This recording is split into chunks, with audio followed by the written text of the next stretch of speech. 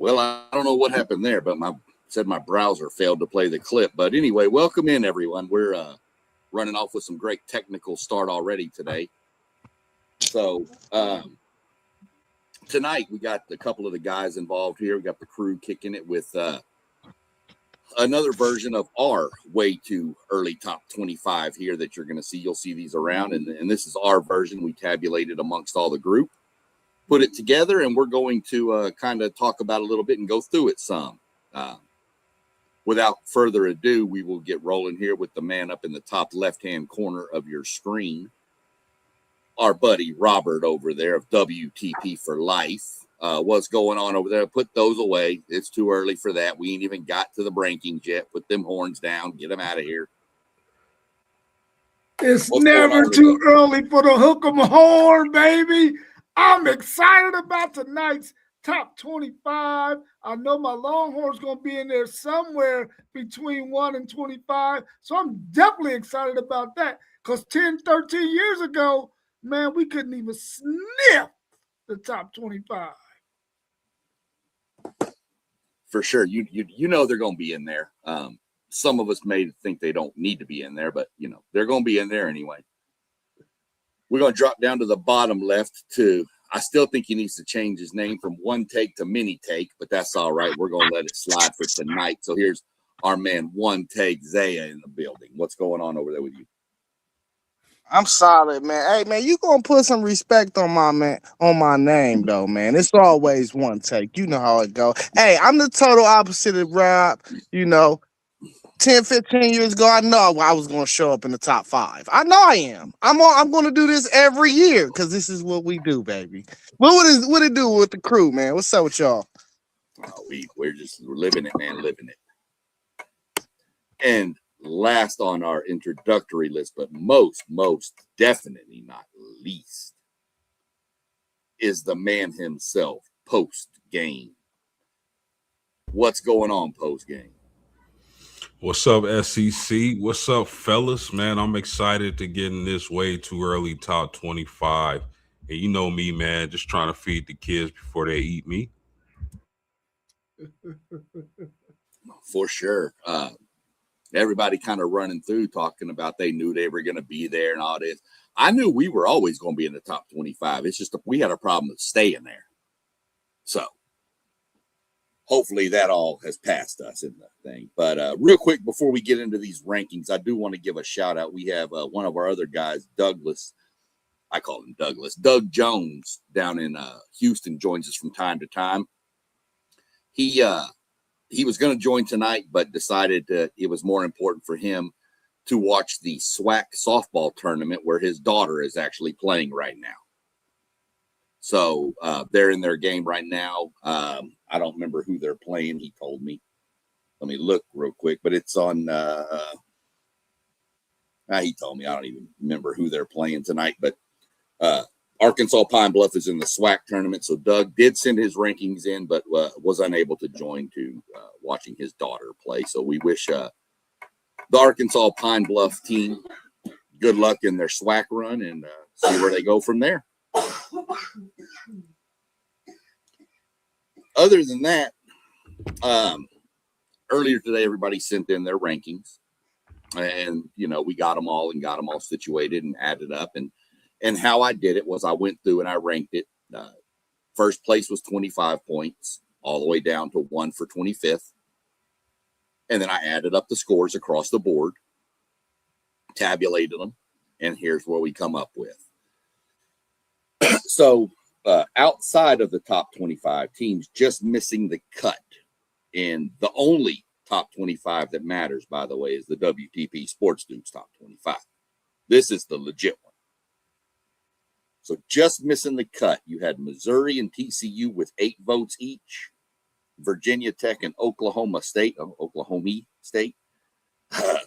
got 2 votes, and then the lovely Florida Gators received 1. So those were the teams that were just outside of our top 25. Y'all feel like any of these teams should have or could have maybe made a run up in there? Or you think this is pretty good to leave them sitting on the outside looking in? Yeah, I think. Go ahead, One Take. Yeah, I think I had Virginia Tech at a pretty solid number, like in the 18, 19 area. So No, I, you you said had Virginia Tech, right? you had Virginia Tech. This is why I print out everything. You had them 24th. 24th. Oh, okay.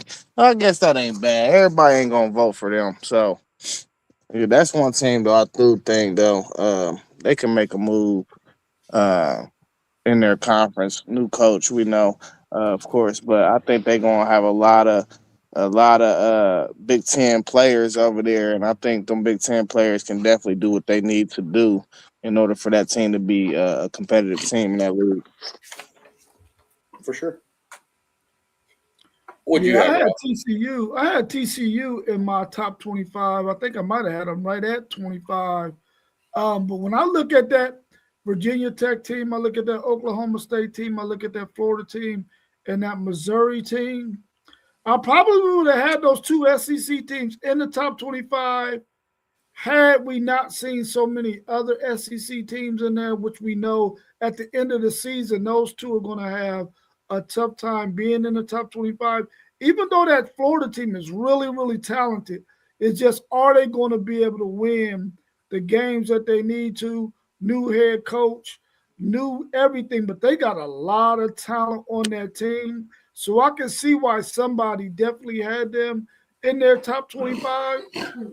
I had them right on the outside of mine, along with Virginia Tech and Oklahoma State and Missouri. I just couldn't get them enough love to put them in my top 25.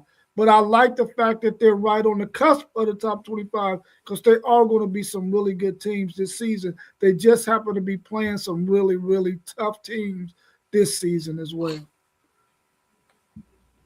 Yeah, fellas, I had Missouri and Oklahoma State right there. Like Rob was mentioning on the cusp, I actually had Oklahoma State at 25. I just like what they were able to bring over from North Texas, Maker and Hawkins. I think, with the resources Oklahoma State is pouring into that program, they may be able to make some noise this season in the Big 12. And then Missouri, if not for nothing, having probably the best running back in the nation, top 3, and Ahmad Hardy. So those are some teams to watch for outside of our top 25 for sure. Yeah, 100% on those. To be in all transparency, I'm the one that gave Florida their one vote. I was just kind of stuck with who to put at 25, and I just felt like Florida seemed like a good fit to me. I like the new coach they got down there, so we're going to see how that plays out.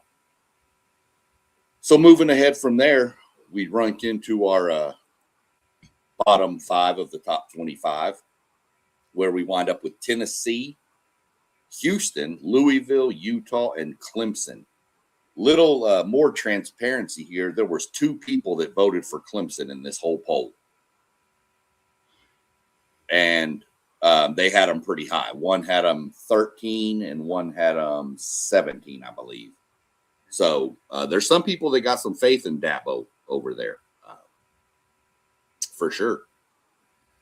So this one, I think Tennessee is that team. They were one of the teams to me that was on the fringe.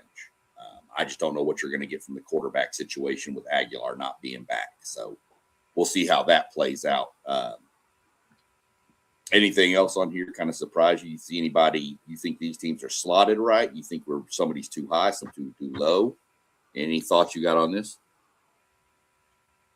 Yes. Yeah.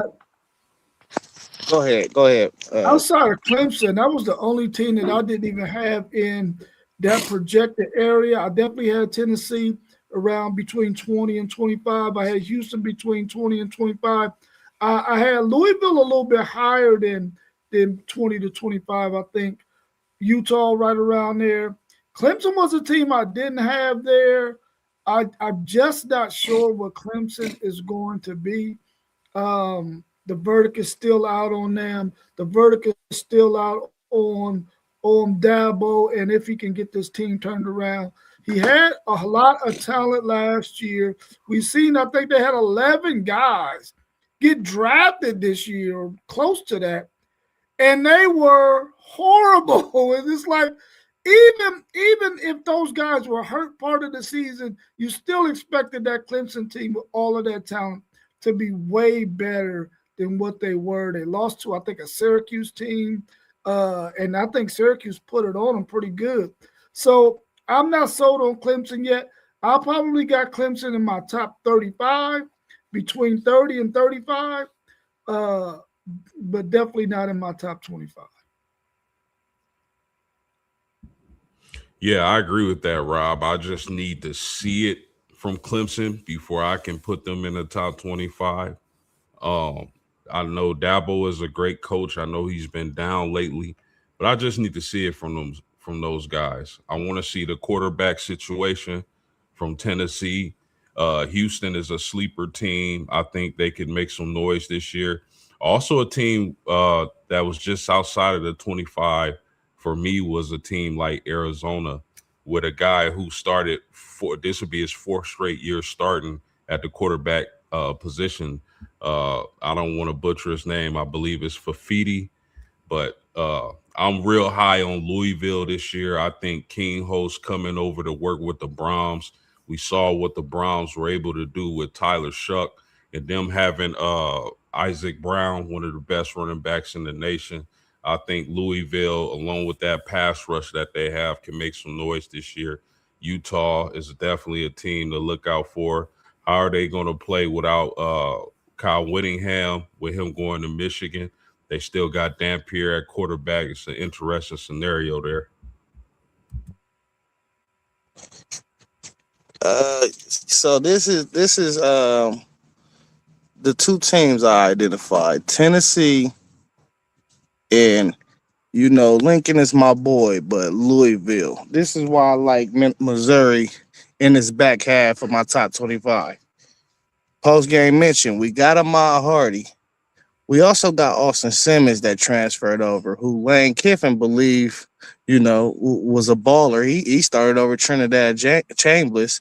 So we got a little more experience. Tennessee looked like they about to start a freshman quarterback to jump out the season. But I think this Utah team, it's always going to be tough to play at Utah. It's going to be hard to win games there. So if they could win 3 or 4 road games, they were sitting right at an 8 or 9 win season. But all in all, I had Clemson in my top 25. So I can't be too upset with the first 5 teams at the bottom of this overall.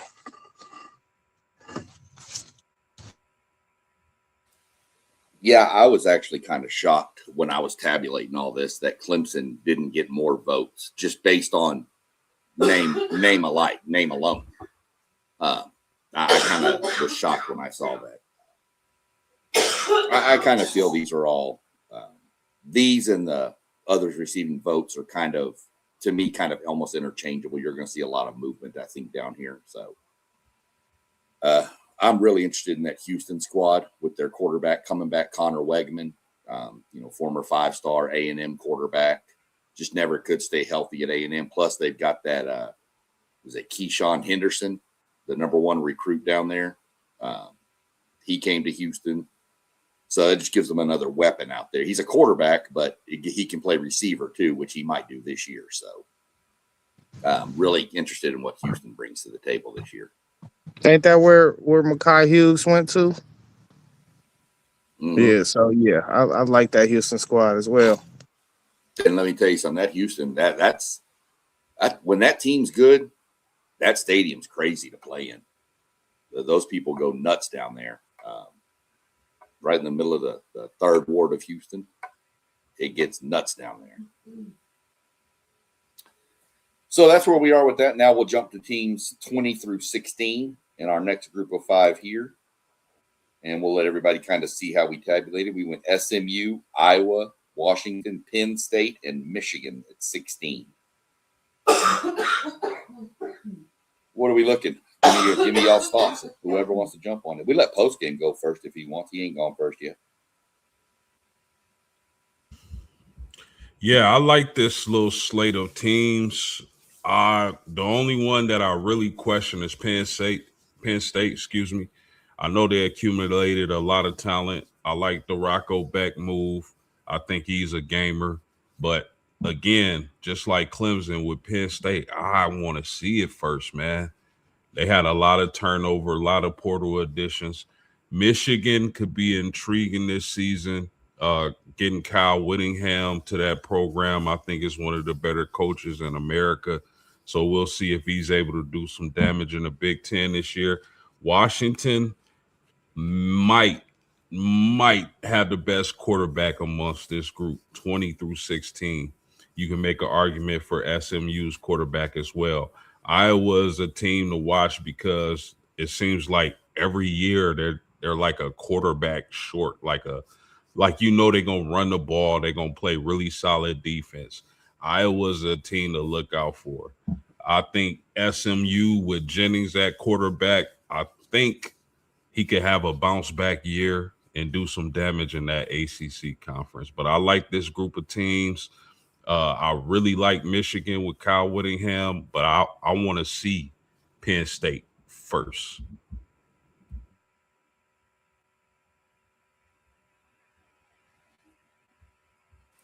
Anyone else?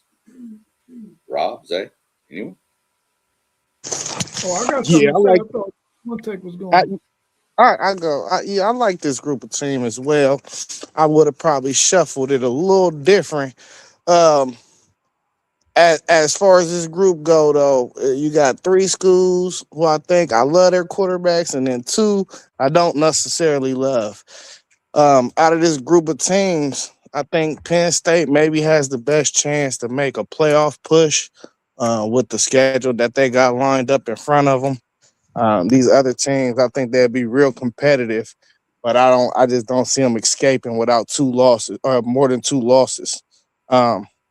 Michigan, like postgame said, always got quarterback problems, but we keep on hearing about this dude that's behind Underwood and how the freshman running back took the reps from Marshall. We need to start seeing this backup quarterback take reps from Underwood because I'm hearing he's better. So we'll see how that shake out. But all in all, this is a good group of team. All of them going to be really competitive. Yeah, I like this group as well. I thought Michigan would probably be in the 10 to 15 range, more or less like the 13, 14, 15 range. I really like this group. I would have had Iowa maybe a little bit higher than Penn State because even though we know Penn State got some of those players from Iowa State and their style of play that Matt Campbell has fits the Big Ten, I just don't know if I would have had Penn State above Iowa, a team that we already know is going to be gritty, going to play some really good defense. I like the way their quarterback finished the season last year in that game against Vanderbilt. So I probably would have had them a little bit higher. I would have probably had Washington ahead of them as well, maybe even SMU. But I like this group because I think they're clustered right in the right area of this way too early top 25. Yeah, when I was looking at this, putting it together, I was kind of laughing because everybody had Michigan 13. I mean, you can tell when you're putting this together, and I see everybody's post. Y'all didn't obviously, well, y'all saw pretty much most of them, but you can pretty much see where all of our minds are all pretty well in tune with who's going to be what and where. There's a lot of teams moving up from this point on that are all just the same, almost every line across. Correct me if I'm wrong, and I don't know, maybe somebody will know more than me about this, but wasn't Iowa's quarterback a freshman last year? No, he was a transfer. Game was a freshman. Oh, the last game, yeah, the one that started throughout the season. He came from like South Dakota State or something. Okay. I thought the one that played the bowl game was a freshman, and that's going to be so more experience for him with that defense that Iowa always seems to play. Iowa's a good team to watch out for here. I agree with y'all on Penn State. I need to see something first.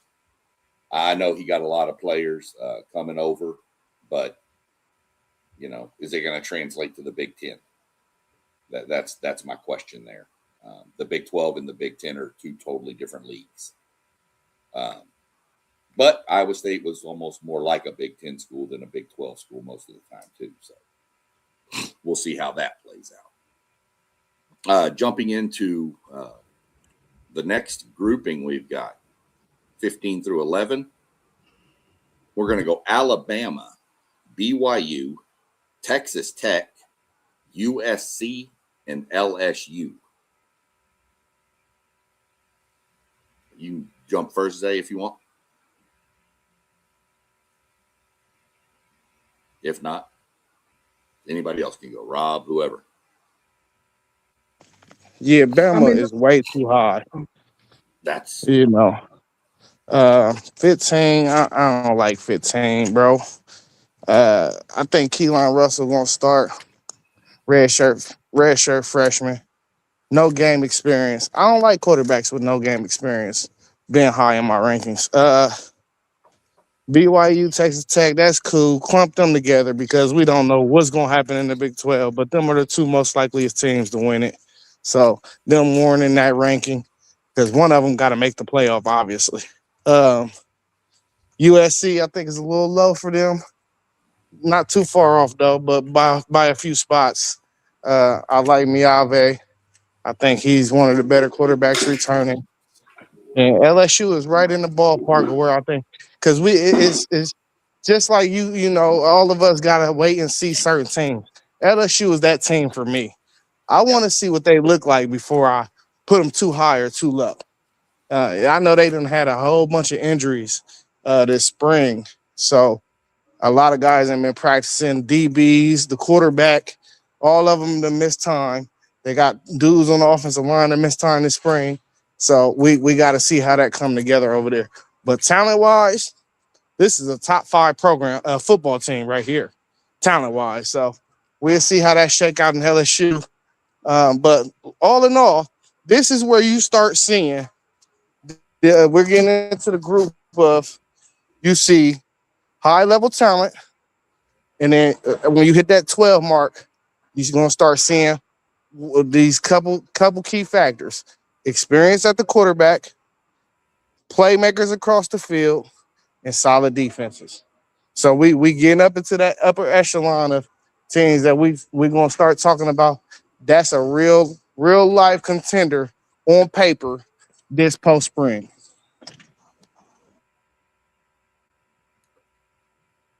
Yeah, these are pretty much the 5 teams that I had slotted in this area.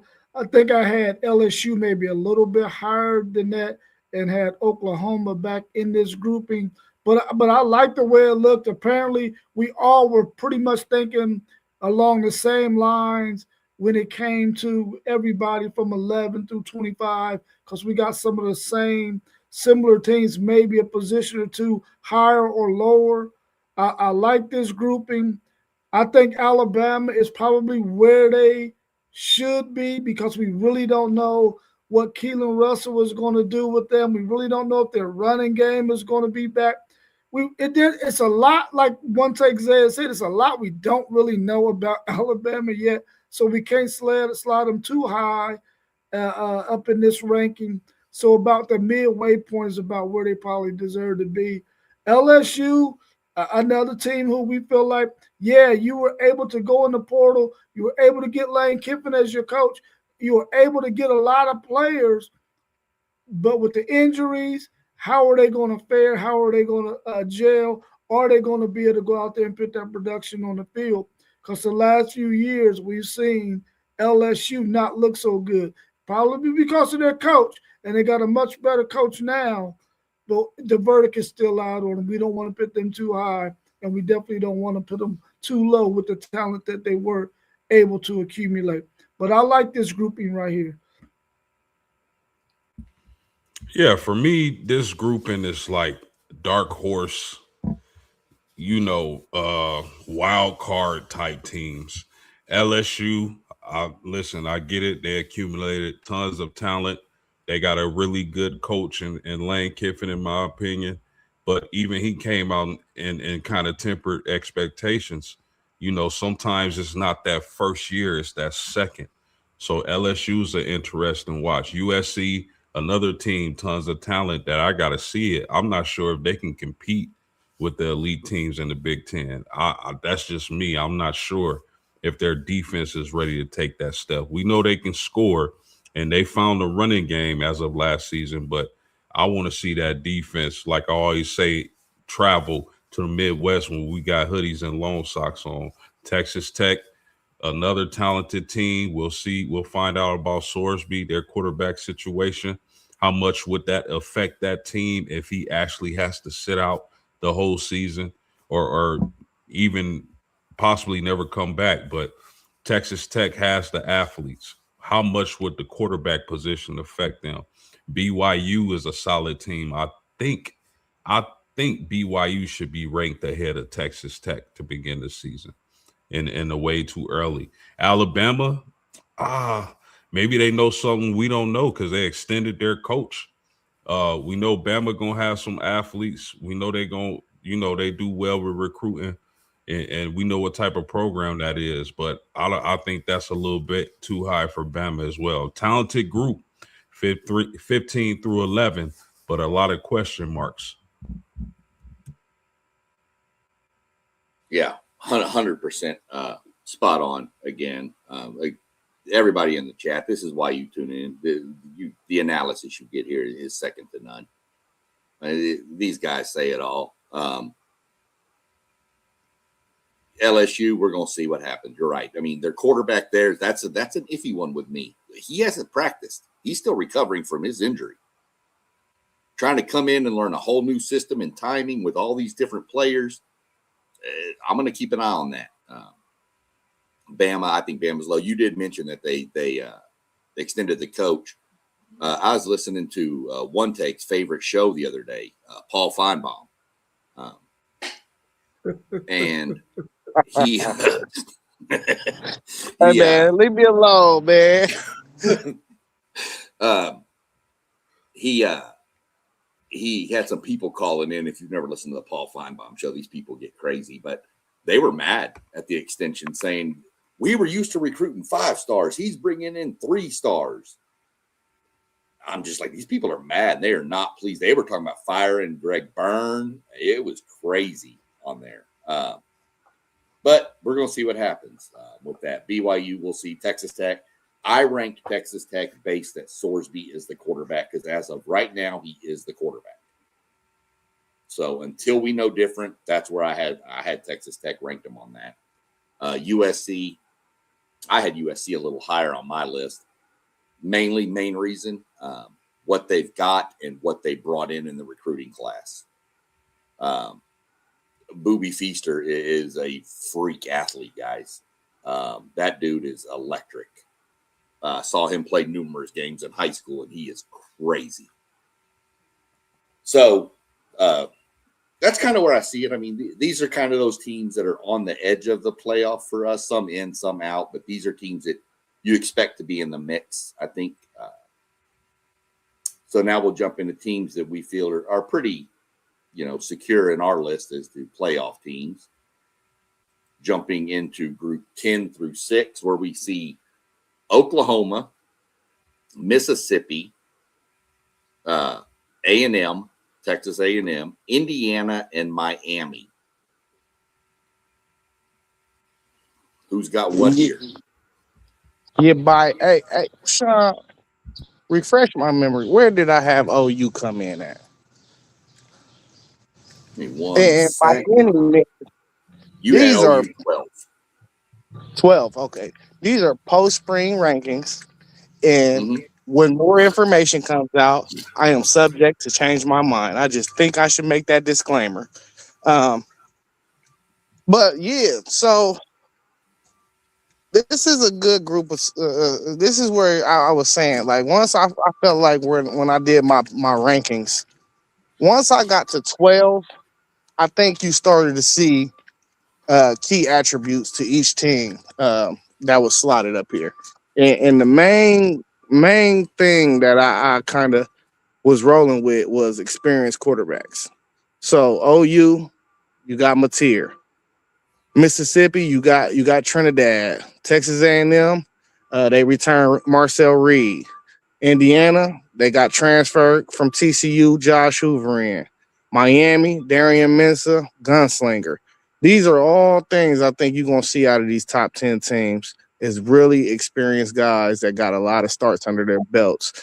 Some guys was first-time starters last year, and then we think they probably going to be keen on making a jump and a leap this year. But all these teams got athletes from here on out in the skill positions, running back. OU is the one team that I could probably identify and be like, maybe they lack a little bit more skill than the rest of these teams, but that defense, if that defense can be majority of what it was last year, and they can just get a run game or just a home run threat at the wide out, somebody you could throw the ball 5-yard slant to and he could just take it to the crib. They can find one type of playmaker on offense, they become dangerous, super dangerous. So, and you know, Mateer was banged up towards the middle of the year, so we'll see how he start his season off and if he can stay healthy throughout the year, how well he can play. Now, my wildfire team in here, I think Ole Miss might be a little too low. I think I had them at 7. And I was going back and forth for putting them in the top 5 because I'm just in love with Trinidad Chandler's game. I think he's that guy. I think he's a guy that I look forward to seeing where he can position himself into this next NFL draft, because when you hear a lot of people talking about this way too early, big board of 2027, you don't really hear his name before a plethora of guys who I think he outperformed last year. So, that's a lot of good teams. We got the defending national champs in there. We got to see how that come together. But I think a lot of us as believers in SIG, Miami, we know they're going to have a good offensive line. That receiver corps is supposed to be even stronger this year. And then, like we said, Darian Mensah, a gunslinger. So I like this group whole and whole. Yeah, I like this group as well, man. I like the fact that you mentioned the quarterbacks that we're going to see for each one of these teams. All of them have played a lot of football, and they're all really, really talented quarterbacks. And we know anytime you got that position sold up, you have an opportunity to be really, really good. And I think all of these teams will be right around this area, vying for a chance to make it to the college football playoffs.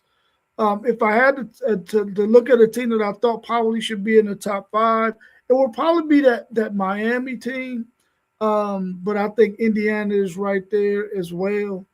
But I like the fact that, you know, we got 3 SEC teams right there. That looks really, really delicious. Man, this ain't no bean pie, man. Bean pie.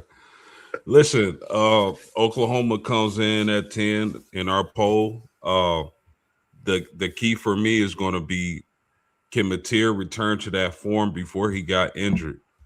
That Heisman front runner form, that's going to be key for Oklahoma if they can continue to play stellar defense. And of course, I think Parker Livingston is going to be the best transfer portal addition in the country. So that was I'm just kidding, Rob. But Parker Livingston getting there from Texas, that's going to be a good addition for that team, man. I was trying to ignore you, folks. I know. If you didn't say it, I was. But I mean, Mississippi to me is going to be real intriguing, seeing how that offense operates without Charlie Weiss Jr. and Lane Kiffin. I know they got Trinidad, they got Kewan Lacey. They should have a really explosive offense. Are they going to be able to stop people with the losses they've had to that defense? But Mississippi is going to be intriguing, man. I'm high on Chambliss as well. Texas A&M, for me, I mean, they rebuilt the offensive line. They lost a lot on the O-line. I want to see y'all quarterback, SEC Shine, if he's able to take that next step. Y'all gotta figure out the production from y'all key pass rusher as well. Indiana at 7. I had no problem with Indiana being anywhere in the top 10, but to me, and this is just me, when you the defending national champion I'm the type of person that says you won until somebody beat you. You won until somebody beat you. Any returning champion, when you talk about preseason, way too early polls, I think should be one. But I had no problem with Indiana being anywhere in the top 10. That's just me personally. And Miami, I think Rob mentioned it. This definitely could be a top, 5-4 team. We got them at 6, which is a solid spot. I'm not mad at that at all. But I think Mensa with Tony, and they also returned their running back, who they should have fed more in the national championship in the first half. I think Miami is going to be a really dangerous team, and I look for them to dominate in the ACC conference. Yeah, this is a real solid group. The one team in here for me that I just don't have all the faith in the world of being in 9. I would have flipped them down. I would have probably had them below like an LSU or somewhere down in that range, in the 15 to 11 range, was Mississippi. Yes, they have Trinidad Chambliss. They have a whole new coaching staff, whole new offensive coordinator, everything. They don't have what they had when they were in the playoffs last year. So I want to see what happens there. This is another let me see it team. They've got the talent. Don't get me wrong. I love Trinidad Chambliss. I think he's phenomenal. It's nothing against him at all. But this is a whole new system. So, and this is going to be really this head coach's first time under the microscope for a whole season. So that's the one team that I was a little bit kind of shocked that we finished up with them at 9. Oklahoma, yeah, I mean, it is what it is. They do need to find some offense. Their defense, I think, is going to be able to do what it did last year. Probably maybe not to that level. They lost a lot off that defense. What do you get from the offensive side is the question there. In A&M, it's the same old thing. Let's just see. Reed needs to take a step forward and be more consistent. That's the main thing right there. We have the best wide receiver group we've ever had at A&M as a whole. We've got a stable of running backs. So, and I believe Elko did what he needed to do in the portal to shore up that run defense, which was our Achilles heel last year. If we can shore that up, our back end is going to be legit. The back end of that defense is nasty.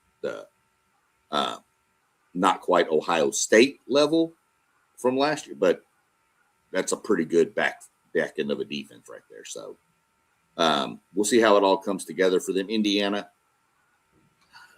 I mean, I agree with you post game. They're the champions. They should be, but you're also losing a lot. So let's see what happens with Cignetti and how he rebuilds that up this year. So we're going to see how that plays out. Again, their quarterback came from the Big 12. It's a lot different ball game in the Big 12 than the Big 10. And then Miami. Miami's a team that I think is definitely going to creep up into the top 5. They're going to be stacked on offense, and if they get any kind of defense like they got last year, Miami's going to be a problem. So that's where we sit with that. I don't have a problem with any of them. Like I said, I think Mississippi's a little too high, but I could be dead wrong. They could go undefeated. I have no idea, but we're just going to have to let that one play out. If you haven't looked ahead, you can pretty much guess where the top 5 are. This was actually really close. It came down. Hold on. I'm sorry. Before we move to the top 5, I want to ask y'all a question. What? Who out of these group of teams, what player do y'all identify y'all could really see winning the Heisman? Out of the group of 10 through 6, Mensa. Yeah, out of this group of teams. Mensa. I think Mensa, to me, will have the best chance, but I think Reed has a chance. I think Chambliss damn sure has a chance. And I think Mateer, if he can get back to that form before the injury, he'll have a chance too. But the best chance, hands down, is Mensa. I'm gonna say Mensa as well, but I'm telling you, on Trinidad. Oh, am I on mute? Oh, that Trinidad Chambliss, man, he he can make a bunch of wild plays, bro, that can really sway some voters. Because when that guy get to running around and then he making the plays with his arm because he's keeping his head downfield and he's able to make those plays, man, he could definitely sway some voters. I believe it's Mensa in this group. But, man, I can see Trinidad Chambliss doing it as well if he gets to play because the verdict is still out on that as well.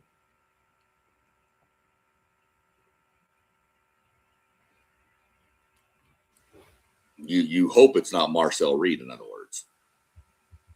Well, I think Marcel Reed has an opportunity too as well because he's a really talented football player too. I just think that once he meets Texas in that last game, that's going to eliminate him. That's why I knew you couldn't mention Marcel Reed because that means if he was there, he would have beat your Longhorns. I knew that was going to happen.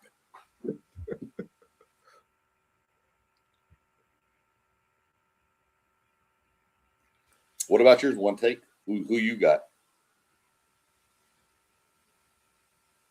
You pop the question. You got to pop an answer out there now. He may have gotten tied up. We'll have to see if we can get back to him and get his answer. So, with that being said, while we wait on that, we're going to roll on to the top 5, which, like I was saying, this was super close. It actually came down to the exact final ballot sent in by Doug to decide everything. It was that close. So, without further ado, here we go. Number 5, Georgia. 4, Oregon. 3, Notre Dame. 1, Texas. 2 Texas and 1 Ohio State. And if everybody's curious on the top slot, who voted who where at number 1, I had Texas at number 1. I was trying to go for the jinx. I'm going for the jinx. No. Rob actually had Ohio State. Isaiah put Oregon.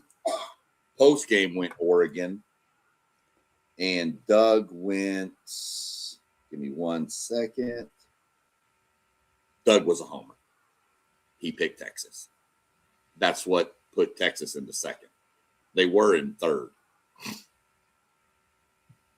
So I think before we get into it, I think we can all agree that this is probably the top 5. Most people who did this in their own, if you filled out your own top 5 at home, this is probably in some form or fashion the top 5 you're going to have. You might be able to flop a Miami in there, maybe in Indiana, but you're going to have some consensus with this top right here. So y'all have got teams in here. I don't because y'all hate me and put my team on the outside of this group, but that's fine. Where do you think on Notre Dame post game? Let's let you stop this off with. You think they're sitting about right? You think, and you think Notre Dame should have been a little higher, or you feel like y'all are pretty much where you need to be? I mean, way too early. I'm cool with 3. I'm not. I'm not really. I think they're definitely a top 5 team. So anywhere between 1 and 5 is cool with me. There's actually some people who got them at 1 and 2. I'm not mad at that either. I think Notre Dame, the time is now, Marcus Freeman. You have everything you need to compete for a national championship. I don't want to see you letting your defensive coordinator come in and screw up the first 2 games of the season again like he did last year. All that should be in the past. They should be ready to roll. When you talk about financial support from the administration, Marcus Freeman has that. When you talking about big, playmakers out of the transfer portal, Marcus Freeman has that. When you talk about a big, nasty offensive line, which will be better from last year's offensive line, Marcus Freeman has that. You talk about a quarterback who can be in contention for the Heisman, Marcus Freeman has that. You talk about the best DB room, in my opinion, in the country, Marcus Freeman has that. Great coaching staff, Marcus Freeman has that. If Notre Dame is going to make a run for the title, this is the year it starts now.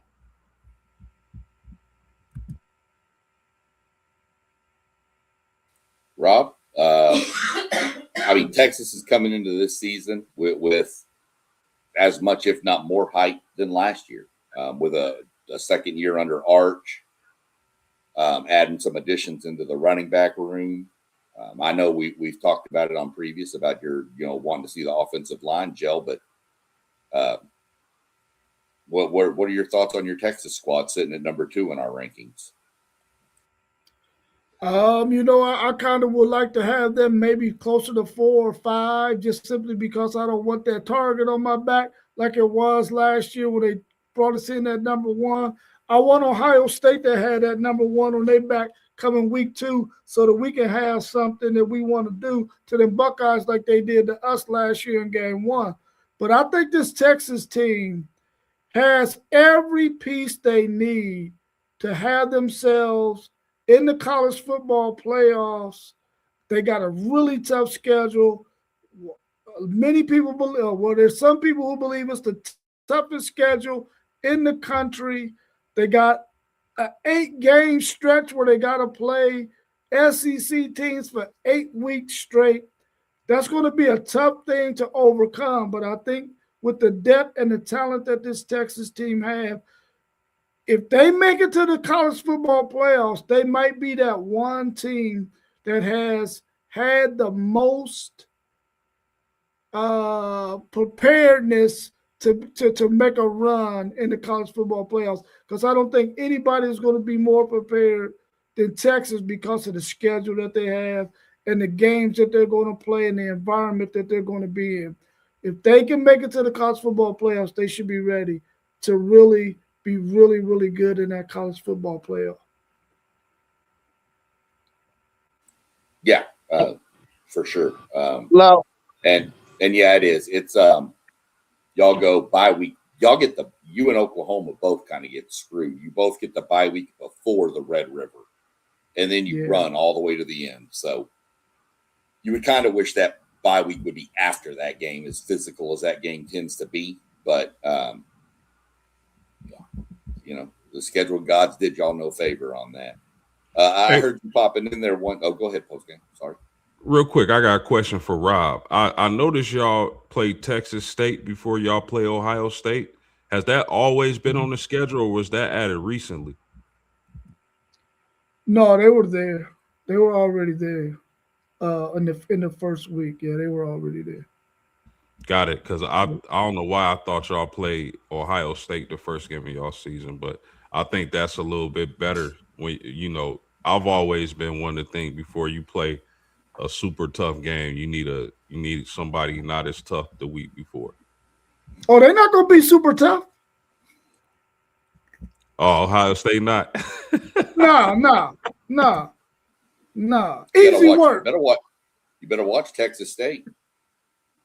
That's where all y'all fans came from. And listen, that's going to be a good contest. So that's going to really prepare Texas. I mean, they ain't going to prepare for Ohio State, but it's going to be a good measuring stick. I mean, for what we need to work on going into week 2. Like I'm telling you, all Texas fans don't know what to do during that game because they don't know whether to pull for their favorite team or their alumni or their alma mater. They don't know because they all went to Texas State. None of them went to Texas. So that's the running joke around the state of Texas with that, is that that's just kind of how it is with those two. What the running joke is that Texas fans have the gift of gab. They have the gift of gab. Texas fans have the gift of something, but we don't want to get banned or censored, so we're gonna leave that alone. But you never answered your own question. One take. Who was your 10 through 6 team? Who's your Heisman person you see there? Yeah, it would be somebody off that Mississippi team, whether it's Trinidad or Kewan Lacey. I think them dudes are super explosive. I think Keywan Lacey got the chance to look like the next coming of Jeremiah Love this year. You know. Yeah, Keywan Lacey's a monster. You like how I shout you out, Post? That was just a little slick shout out. You know what I mean? Hey, but look though. I don't know why this dude keep talking about they got the toughest schedule in the country. No, they don't. We do. Hey, and we're gonna do something again that we almost did last year. Y'all know we was #1 coming into the year. Well, after week 1, after we popped the supposedly #1 team that finished like 15th in the country. But we were the #1 team all the way into like deep November, you know. We tried to run the whole year at #1. And I think we can do it this year. And you talk about Rod, you talk about y'all gonna be the most prepared. Man, we'll be real prepared too. You know, you ever looked at our schedule? So hey, but all in all, I did have a case for Notre Dame being #1 because I love that I can you really can't find a weakness on their roster. Like there's no question marks for me. But I gotta see them do it on the field, man. It's just been so long, and it's just been such a long period since they did it and really got to the finish line and just completed the mission. So I gotta see it on the field. But that's probably the team outside of Oregon who I identify each position group, and I just be like, I just don't see a weakness. Yeah, I'm interested in Georgia as well. We all know what Kirby Smart brings to the table. I want to see Gunnar Stockton, and if he's able to take another step. Also, getting Isaiah Canyon from Georgia Tech, I think the world of that wide receiver. I think he's going to be a playmaker. Can they put him in a position to really affect the games? Because we know Georgia wants to run the ball down your throat, plays physical defense. But I think Isaiah Canyon can really be a key member of that wide receiver core from Georgia this season.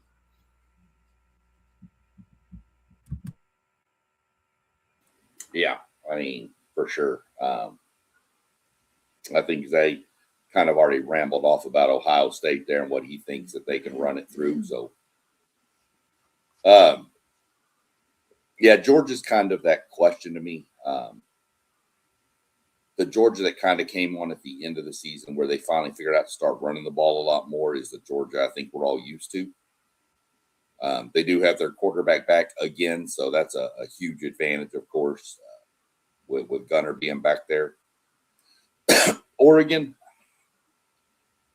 I like Oregon. Oregon's a lot of flash, but it seems to be sometimes they like to just fold under pressure too. So we're just going to have to keep an eye on that. Notre Dame, I really like this Notre Dame team. I'm really super excited that they're not on our schedule this year. A hell of a game last year, but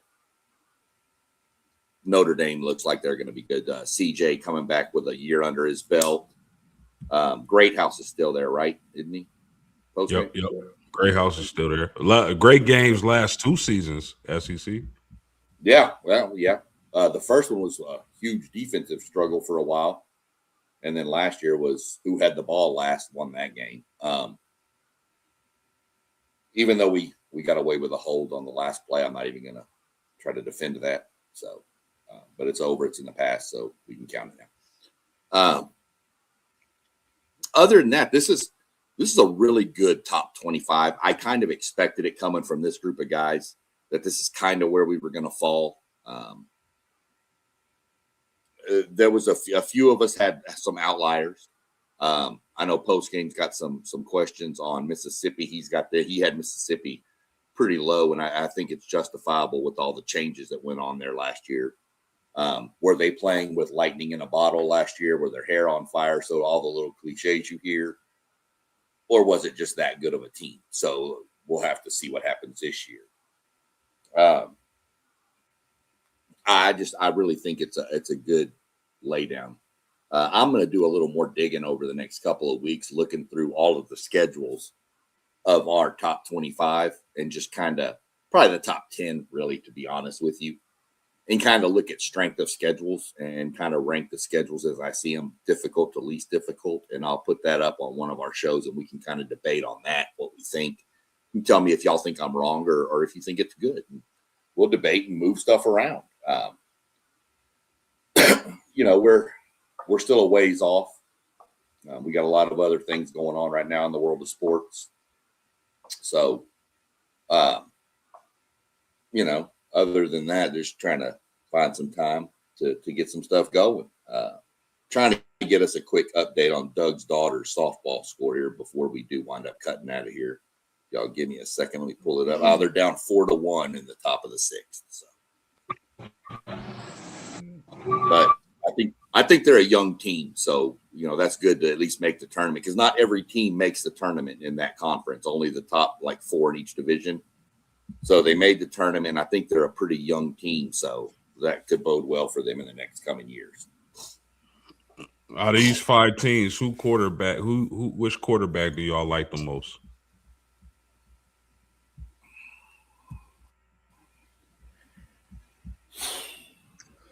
Dante Moore.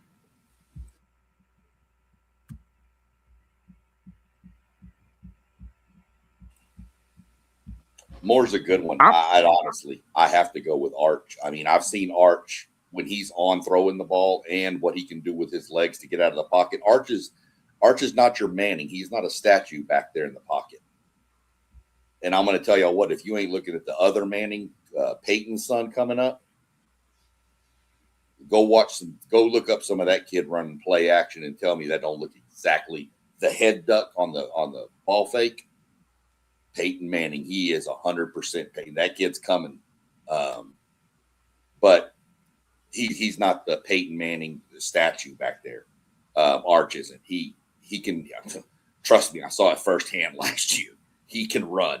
And when he's on throwing the ball, it's just a whole different ball game. So I'm leaning Arch, and that's just, you know, hard for me to say anybody that knows me. I mean, if Arch finished the season really well, and if that's the Arch we're going to get for this season, I think that's the Arch that everybody was expecting at the beginning of last season.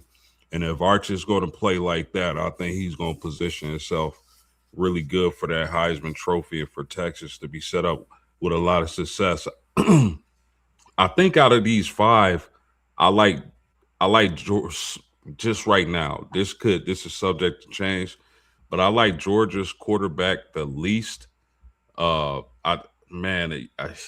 a tough question because you really can't go wrong with any of these guys. I like Dante Moore. Sand is a really accurate guy. I think CJ Carr is about to have his breakout year. So, I mean, that is so tough, man. But as of right now in the preseason, man, I'm going to give it to Moore. Yeah, hey, I'm saying, like, you know, it's 3 quarterbacks right here that can really play themselves into this number 1 pick. I think it's going to be a little, biasness towards Manning because the name on the back of his jersey. So, somebody probably had to beat him outright for that spot. Because if it's close, they going to Arch. When we talking about the NFL draft, if all these guys declare, of course. Y'all know I'm a Buckeye, man. And I don't know if y'all recall me saying this, but, man, I done jumped off the Julian Sayin band, off the wagon, man. I just can't get behind him knowing that he a deer in the headlights when it's pressure. I don't like dudes like that because it showed me, like, you ain't got the dog in you that I need, man. And with that boy that's behind him, 6'4", 235, with a rocket for an arm, and he a gunslinger, man, I'm just like, hey, y'all give him 6 games, man. If it ain't looking right, man, let's go with the younger cat, bro. I'm really on that because this is my last year with Jeremiah Smith, and I just want to see fireworks. And I know that boy is going to throw the ball down the field. He's going to push the ball down the field continuously. And Julian Sayin just don't do that. He the type that's going, man, hey, Rob, I know you remember this. We had Jeremiah Smith wide open for a bomb when we played y'all, and he threw it to the tight end, and the tight end dropped it. I didn't drop Like, it. I need a gunslinger, man. I want Jeremiah Smith to go out with one of the greatest receiver seasons we ever seen, because I think the boy deserve it. He worked that hard. He that good, and he love the game that much, and he don't cheat it. So I'm hoping that boy play his tail off. But out of the three quarterbacks, he might be the worst one out of CJ Carr and Arch Manning, you know, and Dante Moore. Out of the four, for real. You know, I'll probably take CJ Carr over him for real. He just ain't got that dog in him, though. Will Howard had the dog in him. You know, he wasn't as good, but he had the dog. Give me a quarterback with the dog. Like, I like guys like Rocco Beck. You know, he might not be the best, but he got that dog in him. Yeah, that's for sure. So, that's for sure. Yeah, 100%. And kind of jumping back on post game, what you said about Manning last year at the end of the season, is the same feel I had about CJ. And that whole Notre Dame team, of course. But I think CJ Carr got a lot more confident as the season progressed, and he was playing some of his better ball at the end of the season as well. So if you get that version of him, y'all are definitely going to be a scary, scary team in my mind. And that's one reason I didn't mention saying when we were talking about it, because I keep hearing and listening to all the stuff up with, you know, and Zay, of course, is being the big one saying it, that he wants to see the other kid come in and play just due to the simple fact. Saying seems to be more of a, I'm going to take the safe throw versus trying to force something down the field and risking any kind of bad negative play. So it's kind of where I see it. It ain't even that. It just, I don't like dudes to see ghosts when they see pressure. You know? That just means you playing football, bro. You're going to get hit. He remind me of just like a pretty, because, you know, he grew up on the beach. I want to say, is it Florida or Cali? Which one he from? He from one of them. He grew up on the beach. In California. He a surfer. He just seems like a kid that don't want to be touched in a violent sport. That's all. You're going to get hit, bro. So sometimes you need to stand in that pocket and deliver a dime. Sometimes you need to take off with your feet and get a first down. This is what these things call for. Yeah, I got a question for y'all before we wrap it up. But before I ask y'all the question, you know, I don't know if y'all seen this stat that 8.1 of percentage of Arch Manning passes were dropped. Just imagine if he was able to complete maybe 5% of those things, he would have been up around 67, 68%. And his stats would have looked a little bit better. Hopefully he got the receivers that can help him, because Julian Sain, I think, had the best, and his was only 2.1% of his passes were dropped. That's amazing. That's an amazing stat right there. But my question for y'all is, real quick before you get your question, let me follow up. Wasn't you had mentioned you hope you got the receivers to kind of eliminate that, but weren't a lot of those drops from Ryan Wingo himself? Ryan Wingo himself, yeah. Yeah. And he's back again. Yeah. And he's back again. Yeah, hopefully he get his hands together. Yeah. So if you look at those teams we got from 6 through 10, let's take Miami out, because Miami could possibly be in that top 5. Is there anybody 7 through 10 that you think could make it to the national championship and beat any of those teams 1 through 6? For me, I mean, that's a really good question, man. I think I think Indiana for sure, A&M. I like what Elko is doing with that program. The offensive line is what I got to see from them. And of course, if Reed is able to take that next step, Mississippi has a ton of question mark, but man, they got 2 damn good players. So if I got to pick one, I like what Indiana did in the portal. I like some of the players they were able to pick up. I think the quarterback they got fits what Coach Signetti wants to do on offense, and that defensive line is still filled with dogs. So I'm gonna go with Indiana.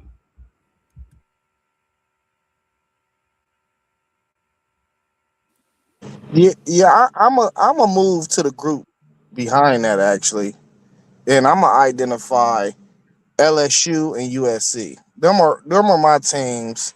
Uh, just LSU is just so ultra talented, man. If he can put it together this year, they got the dogs to go up against anybody. And then USC, I like the DC hire they got. I think that defense is coming. I think it really is. I think this is the year. And when you look at Lincoln Riley and you look at some of his best teams, they all had a great running game, and he was able to accomplish a great running game last year. And moving forward, all you got to do is clean up the defense. So if they can clean up that defense, man, I'm telling you, they'd be able to play with anybody in the country.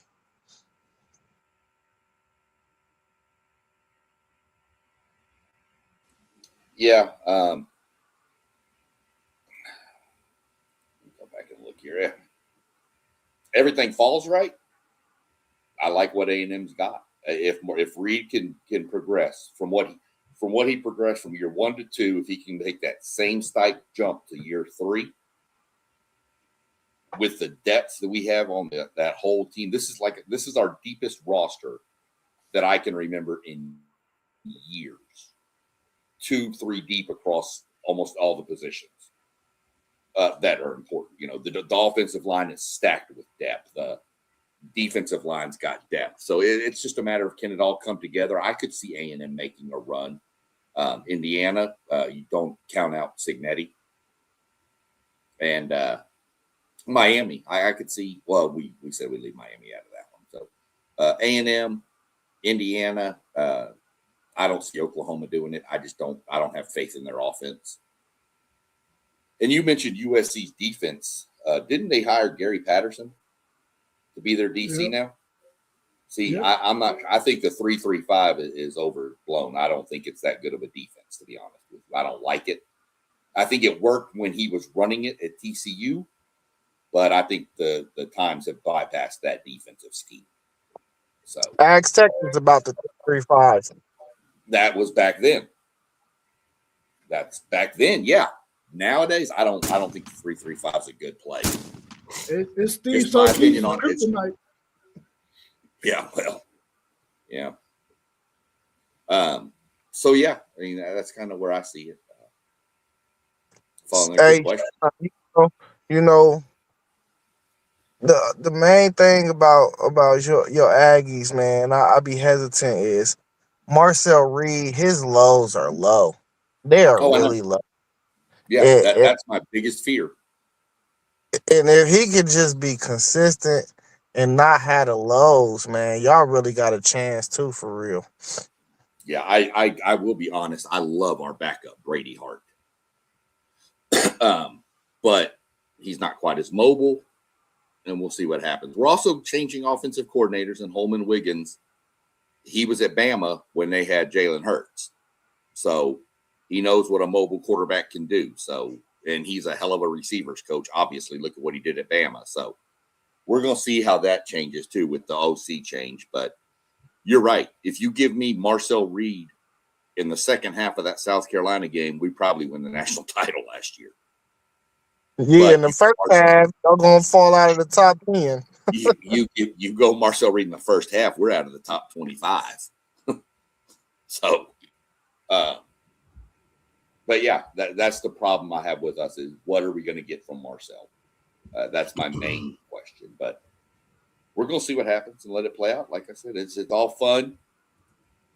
Pads will get strapped up. You mentioned, y'all were mentioning LSU. I want to give y'all a little heads up here. LSU better not complain about their schedule. Every rough game they have is at Death Valley. Yeah. They get, they get Ole Miss on the road. That's going to be brutal. That's the first game of the SEC slate. But they host A&M. They host Alabama. and they host Texas. And you guarantee every one of them is going to be a night game. Yeah. So Is I don't hear any complaining from any LSU people that ever join this stream. is there a team 25-16 that could possibly sneak into the top? Y'all could see sneaking into the top 5 by season's end. Let me put You up talk the about- 25 through 21 here.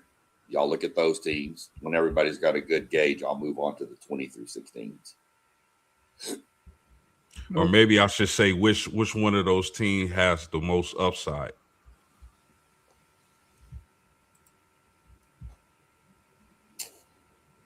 Yeah, I gotta go with Dabo. I think that Clemson team. I don't think people know about Christopher Venzina. I think that's a name that people are gonna come to learn that this dude can play. And then they also got a new OC. No, that's not the. Yeah, they do got a new OC. I remember. I think it's the guy right before Trevor Lawrence came. He took them out of the power I and brought them to the spread. So I think that offense is clean up. He brought him in to clean that offense up. But I'm telling y'all, Penn State hit the schedule jackpot, and they got a dog at quarterback. They are going to get through that schedule with only 2 losses. You can mark it right now. One take Zay called it. I book it. Matter of fact, I'm putting a ticket in, and I'm guaranteeing that they make the playoffs. They're going to have 2 losses, and they're going to make the playoffs as a 2-loss Big Ten team. And it's going to be ridiculous. People going to be in the uproar. And Can they crack the top 5? You said what? That was the question. Yeah, Can they moving crack in the top 5? They're going to move in the top 5, but I do think they're going to be a playoff team. I think they're going to be in that top 10. Not top 5. I don't see none of them teams really being top 5 teams. I don't see none of them making the don't. college football playoffs. Well, I could make a case on a flyer if you want to say looking at those teams. I could take a flyer, and I could say with the athletic ability on the whole roster from top to bottom, offense to defense, SMU is loaded with talent if they can put it all together. You know, you saw them beat Miami last. That team, there's some studs, there's some dogs on that team. They get all them kids out of the Dallas-Fort Worth Metroplex, which, if y'all aren't aware, in Texas high school football, Dallas-Fort Worth swept every state championship game. They beat the city of Houston and San Antonio in every game, all 11. Well, I think they matched up in 8 of them, and they swept all 8 of them. Yeah, So-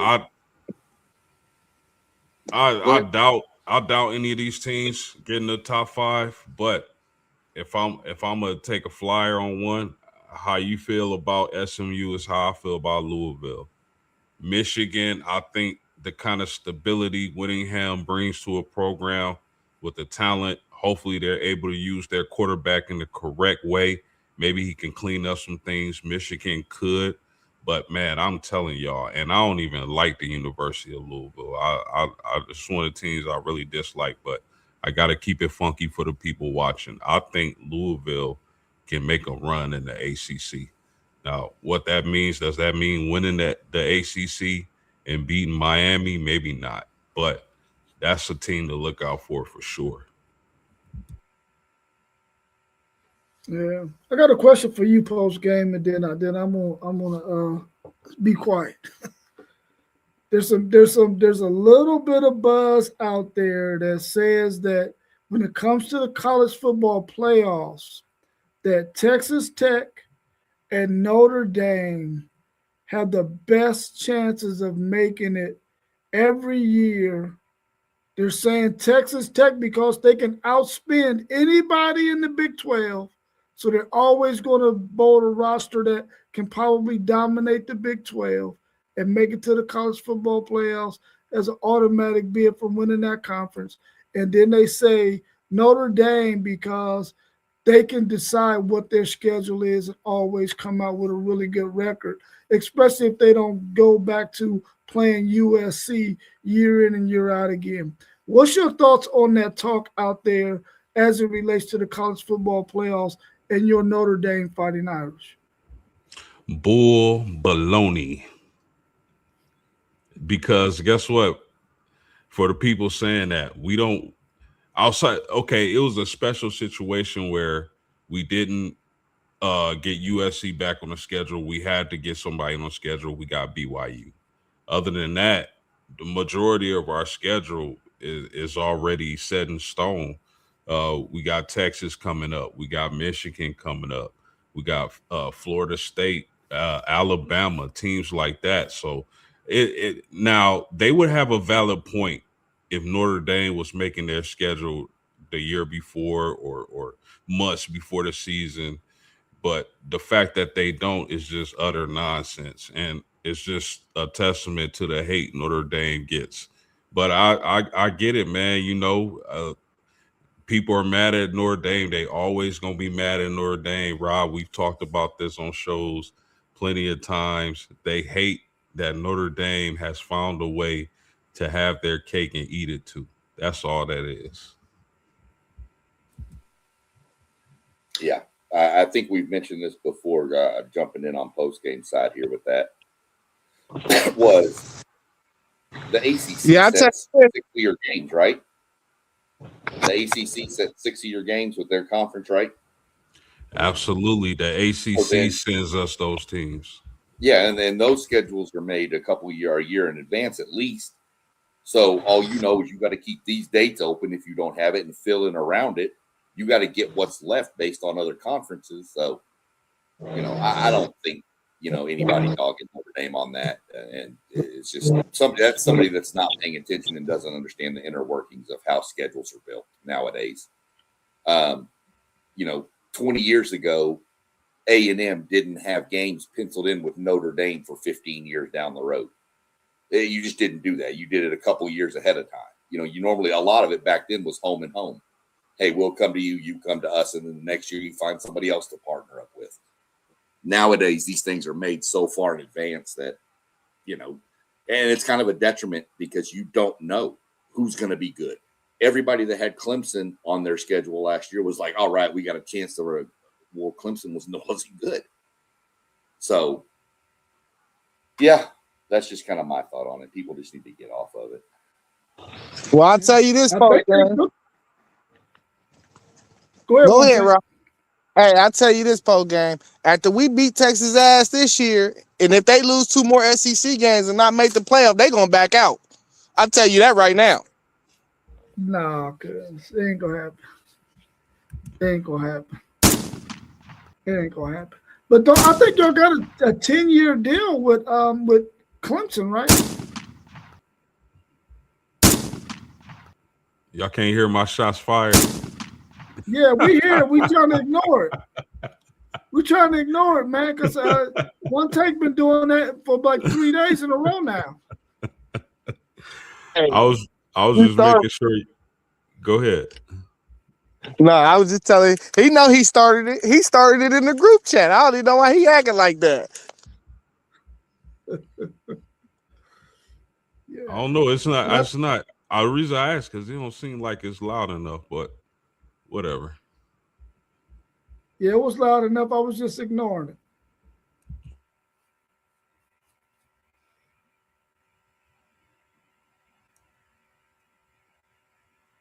All right, y'all. Well, I'm done. I don't have no more questions, man. You got no more questions, Rob? We were waiting. We weren't sure. we weren't sure. That you gonna fire off any more shots at anybody? Nah, I ain't got no more ammo in the clip, man. I got to go reload. All right, all right, cool. Post game still firing them off over there. Shots fired. That's it. Fire them all. So no, good debate, good talk. Like everybody's insight on some of the teams. Kind of touch base a little bit on everybody's own team too. That was really, good. I don't know about y'all, but football season can't come soon enough for me. best part of the whole thing. So we're going to see what happens and plays off with it. Rob, I will allow you to plug all of the socials for the website and everything real quick if you want to give them the shout out. Everybody out there in the chat, make sure that you check out all of our channels scrolling across the bottom. We know that we come on as WTP Sports Dudes, but every individual person has their own YouTube channel. Please check out all the names scrolling across the bottom and go and subscribe to every last one of those. Hit the like button on those videos and also hit the bell so that you can get notifications anytime we go live. And that way you can tune into any one of those channels and get to see us every time we go live, because we stream our videos on every single channel that's out there that's scrolling across the bottom. Also, you can check our website out at WTPSportsDudes.com. Go and check us out. It's being updated as we speak. Also, you can check us out on WTP Sports Dudes 2026 on Patreon and Spotify. Go check us out. Continue to support us. Continue to share our videos with your friends and family, because we are trying to grow our channels to bring you as much content as possible. But the more you help us, the more we can bring to you. 100%. I heard Zay say it the other night. Just subscribe if you don't mind. Drop us a subscribe to all the channels. Don't cost you anything. Don't sign you up for any newsletters or any emails. Just hit up, and it just helps us grow the channel to continue to bring the sports content people want. You go to our webpage. I believe there's a place where people can ask questions on the webpage. Am I right, Rob? That is correct. If there's a topic you want us to discuss, throw it in there. We'll bring it up on one of our streams for sure, and talk about it. We're here to make content for y'all to enjoy.